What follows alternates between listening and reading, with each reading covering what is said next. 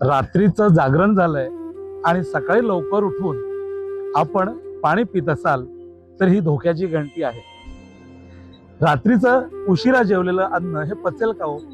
आणि जर का ते पचलं नाही तर ते अन्न आपल्या पोटात तसंच राहणार आहे. आणि अन्न पचवण्यासाठी जो अग्नी लागतो तो सकाळी सूर्योदयाच्या वेळेस आपला जठर अग्नी हा प्रदीप्त होतो आणि आपण काय करतो, सकाळी उठून त्याच वेळेला भरपूर त्यावरती पाण्याचा अभिषेक करतो.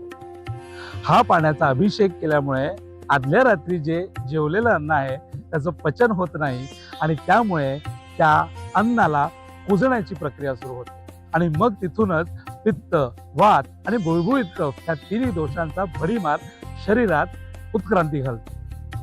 त्यामुळेच आपल्याला बऱ्याच जणांना हायपर ऍसिडिटी आहे, घशाची जळजळ आहे, पोटाची जळजळ आहे, तळहात तळपायाची जळजळ जाणवते, आपला डायबिटीसच आटोक्यात येत नाही, आपल्या पायांना सूज येते, शरीरामध्ये थकवा जाणवतोय, घामाला दुर्गंधी येते. अशा अनेक व्याधींना आपण सगळेच सामोरं जात आहोत.